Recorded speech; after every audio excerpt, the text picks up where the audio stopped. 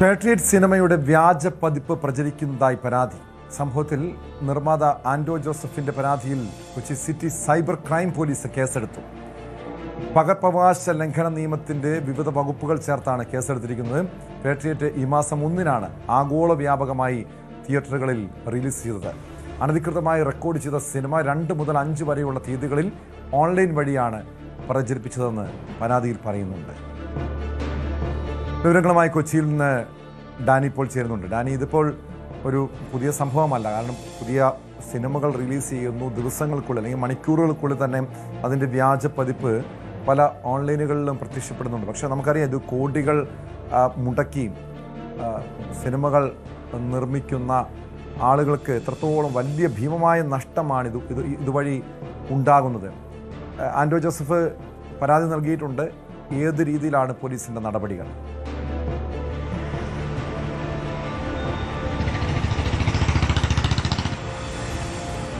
ഇത് പോലീസ് അന്വേഷിച്ച് തുടങ്ങിയിട്ടേ ഉള്ളൂ. കാരണം ഇതുവരെ പരാതി വന്നിരിക്കുന്നു, ഓൺലൈൻ സൈറ്റുകളിൽ അല്ലെങ്കിൽ ഓൺലൈൻ വഴി സിനിമ പ്രചരിപ്പിച്ചിരിക്കുന്നു എന്ന രീതിയിലുള്ള പരാതി വന്നതിൻ്റെ അടിസ്ഥാനത്തിലാണ് ഇപ്പോൾ കേസെടുത്ത പോലീസ് അന്വേഷണം ആരംഭിച്ചിട്ടുള്ളത്. ആരാണ് ഇതിൻ്റെ പിറകിൽ, ഏത് സൈറ്റുകൾ വഴിയാണ് ഇത് ചെയ്തിട്ടുള്ളത് എന്നതടക്കമുള്ള കാര്യങ്ങൾ പോലീസ് പരിശോധിച്ച് വരികയാണ്. അതിൻ്റെ ഒരു കൂടുതൽ വിശദാംശങ്ങളിലേക്ക് എത്തിയിട്ടില്ല.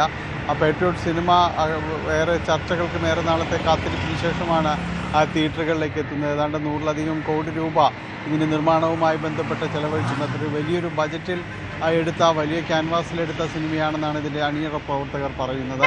ഏറെ നാൾക്ക് ശേഷം മോഹൻലാലും മമ്മൂട്ടിയും എല്ലാം ഉൾപ്പെടുന്ന വലിയ താരനിര ഈ ചിത്രത്തിൻ്റെ ഭാഗമാകുകയും എല്ലാം തന്നെ ചെയ്തു. അങ്ങനെ വലിയ ചർച്ച നേടിയ ഒരു ചിത്രമാണ്, വലിയ മുതൽ മുടക്കുള്ളൊരു ചിത്രമാണ് തിയേറ്ററുകളിലേക്ക് എത്തിയത്.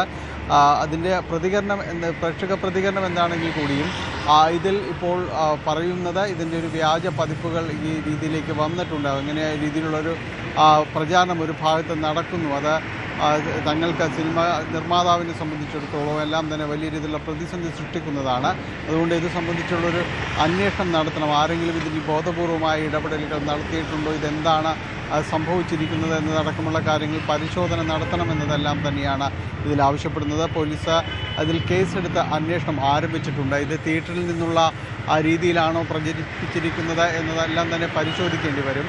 കാരണം ഏതെങ്കിലും തിയേറ്ററുകളിൽ ഇത്തരം ഈ മൊബൈൽ ഫോണിലടക്കം ചിത്രീകരിക്കുന്നതെല്ലാം തന്നെ നിരീക്ഷിക്കുന്നുണ്ട്. തിയേറ്റർ അകത്തുമെല്ലാം തന്നെ വലിയ മുതൽ മുടക്കുള്ള സിനിമകൾ ഈ രീതിയിൽ പലപ്പോഴും പുറത്ത് പോയിട്ടുണ്ട്. അതെല്ലാം തന്നെ തിയേറ്ററിനകത്ത് നിന്ന് ചിത്രീകരിക്കുന്ന സംഭവങ്ങൾ തന്നെയായിരുന്നു.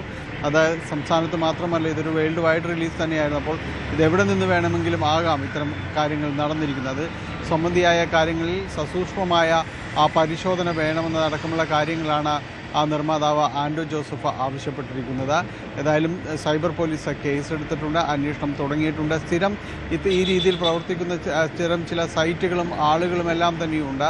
ഏതായാലും അവരെല്ലാം തന്നെ കേന്ദ്രീകരിച്ചുകൊണ്ട് തന്നെയാണ് പോലീസ് അന്വേഷണം മുന്നോട്ട് പോകുന്നത്. പൂർണ്ണമായും ഒരു സൈബർ സാങ്കേതിക വിദഗ്ധർക്കാണ് ഈ രീതിയിലുള്ളൊരു അന്വേഷണത്തിൽ ആദ്യഘട്ടത്തിൽ ഇത്തരം കാര്യങ്ങൾ ഏകോപിപ്പിക്കാനായിട്ട് സാധിക്കുക. അതുകൊണ്ട് തന്നെ അങ്ങനെയുള്ള ഒരു ഇടപെടലാണ് പോലീസിൻ്റെ ഭാഗത്തു നിന്ന് ഇപ്പോൾ ഉണ്ടായിരിക്കുന്നത്. ഏത് സൈറ്റുകളിൽ എങ്ങനെയാണ്, എപ്പോഴാണ് ഇത് അപ്ലോഡ് ചെയ്തിരിക്കുന്നത് എന്നതടക്കമുള്ള കാര്യങ്ങൾ പരിശോധിക്കുന്നു. അത് കണ്ടെത്തിയാൽ തന്നെ കൂടുതൽ പ്രതികളിലേക്ക് അല്ലെങ്കിൽ ഇതിന് കുറ്റക്കാരിലേക്ക് എത്താനായിട്ട് സാധിക്കുമെന്ന് തന്നെയാണ് പ്രതീക്ഷിക്കുന്നത്. ഏതായാലും സൈബർ പോലീസ് ഇതുമായി ബന്ധപ്പെട്ടുകൊണ്ട് അന്വേഷണം ആരംഭിച്ചിട്ടുണ്ട്.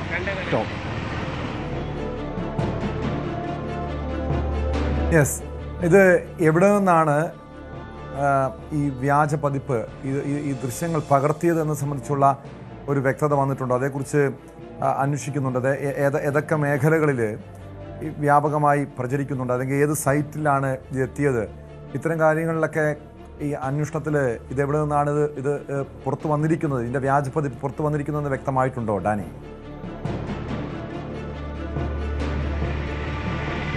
നിലവിൽ അതെല്ലാം അന്വേഷണത്തിൻ്റെ ഭാഗമാണ്. അന്വേഷണ ഉദ്യോഗസ്ഥരുമായി ബന്ധപ്പെട്ടുകൊണ്ട് കൂടുതൽ കാര്യങ്ങൾ മനസ്സിലാക്കി വരികയാണ്. നിലവിൽ പരാതിയിൽ പറഞ്ഞിരിക്കുന്നത് ചില ഓൺലൈൻ കാര്യങ്ങളുമായി ബന്ധപ്പെടുത്തിക്കൊണ്ടാണ് ആ രീതിയിലുള്ളൊരു പ്രചാരണം നടക്കുന്നു എന്നതാണ് കൂടുതലുമായി സൂചിപ്പിച്ചിരിക്കുന്നത്. അതുകൊണ്ട് അത്തരം കാര്യങ്ങളിൽ കൂടുതൽ പരിശോധന വരികയാണ്. ഏതെല്ലാം സൈറ്റുകളിലാണ്, ആരെല്ലാം ഇതിൽ പ്രവർത്തിക്കുന്നു എന്നതെല്ലാം തന്നെ പരിശോധിക്കുകയാണ്. നേരത്തെ സൂചിപ്പിച്ചതുപോലെ ഇതിൽ ചില നിശ്ചിത സൈറ്റുകൾ എല്ലാം തന്നെ ഇതുമായി ബന്ധപ്പെട്ടുകൊണ്ട് പലപ്പോഴും പ്രവർത്തിക്കുന്നുണ്ട്. അത് മലയാളം മാത്രമല്ല, പല പുതിയ മുതൽ മുടക്കുള്ള വലിയ രീതിയിൽ ശ്രദ്ധിക്കപ്പെടുന്ന ചിത്രങ്ങൾ പലതും ഈ റിലീസിംഗ് ദിവസം തന്നെ ഇതുപോലുള്ള ഓൺലൈനിൽ വന്ന സംഭവങ്ങളെല്ലാം തന്നെ ഉണ്ടായിട്ടുണ്ട്. വളരെ പെട്ടെന്ന് പ്രചരിപ്പിക്കുന്ന പല ആപ്പുകൾ പോലുമുണ്ട്.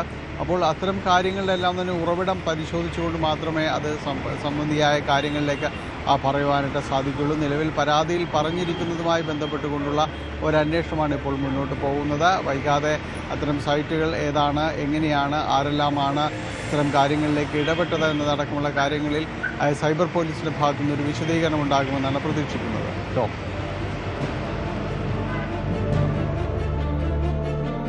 യെസ്, വ്യക്തമാണ്. ഡാനി പോളാണ് കൊച്ചിയിൽ നിന്നും വിവരങ്ങൾ നൽകിയത്. എന്തായാലും സിനിമയുടെ വ്യാജ പതിപ്പ് പുറത്തിറക്കിയ സംഭവത്തിൽ നിർമ്മാതാവിൻ്റെ പരാതിയിലാണ് പോലീസ് കേസെടുത്തിരിക്കുന്നത്. കൂടുതൽ വാർത്തകൾക്ക് news 18 Keralam YouTube channel subscribe ചെയ്യുക.